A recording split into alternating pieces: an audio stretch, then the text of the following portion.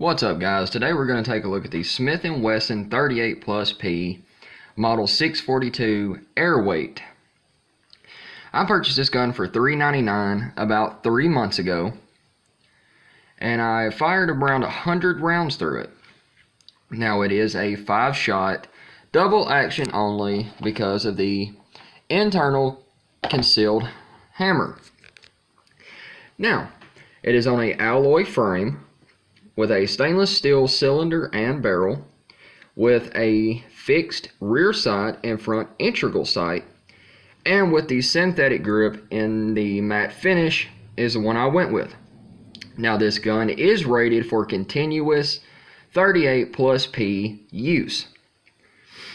Now it has a length of 6.3 inches overall, with a 1 7/8 inch barrel, and weighing in at just 14.4 ounces. This gun is usually ideal for concealed carry, for law enforcement backup, and personal protection. Now, my thoughts on it are, with the 100 rounds that I've put through it, what are my thoughts on it? Now, the trigger pull where it breaks is a little far, but that is usually common with your shorter snub nose revolvers like this. And I have noticed at longer distances, hitting your target becomes more difficult because of the sights. And I have noticed in lower light situations that your sight picture is not always the greatest, because there is not much you can do to brighten that sight up, you know, for shooting in the dark, or, you know, when the sun's going down, or in a dark house, whatever the situation may be that would cause you to have to use your weapon. Now, the Model 642 is a variant of the Smith&Wesson Centennial Model 42, which was started in production in 1952 and was named for their 100th anniversary. The Model 42 came with a 2-inch and 3-inch barrel, and it was chambered in 22 long rifle, 22 mag, 32 mag, 38 plus P, as this one is, 357 mag, 9x19, and 356 TSW. Now, the Model 42 Airweight was changed to just the Model 42 in 1957. Some 5 years after it went into production, before it was discontinued in 1974.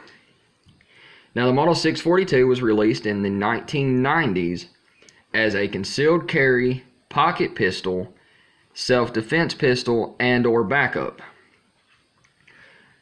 And when it was released as the Smith&Wesson Airweight 642 J-Frame 38 Special. Now, this certain 38 here fires double action only because of the concealed trigger internally. That's not a big deal for most people. Some people do like to have the external hammer so it can be fired single action and double action as well. So a lot of people say with single action, when you're able to pull the hammer back, it gives you a lighter trigger break, and it overall makes you more accurate. Now, in my personal experiences, that is true. But either way, for a gun of this kind, of this size, I have no complaints. I carry this gun along with my Smith&Wesson SD40 VE 40 caliber as a pocket pistol. The only thing I would suggest is to always make sure you carry this gun in some sort of pocket holster so it will not get caught up in keys or ink pens, or just overall get lint up inside of the cylinder and in the barrel, or up in the little trigger holes up and under there. Now, it is a 5-shot. I do know that they made some of the 357s and 38s in 6-shot, and they made the 22 calibers in 7 and 8 shots. for this same size pistol. I usually fire 158 grain true metal jackets plus P, which this gun is rated for continuous use of the plus P ammo. Now you can get anywhere between 50 grain to 200 grain rounds for this gun. As you'll see, I have Winchester 38 Special plus P. I believe these are actually jacketed hollow points in 125 grain. See if we can get one of these out here. Well, actually, we got one over here. That is the Winchester 38 plus P hollow point. And there's so many different types of ammo for guns like this. Now, I get the question sometimes, do you carry hollow point or full metal jacket in your backup gun or in your primary or secondary gun? The answer is yes.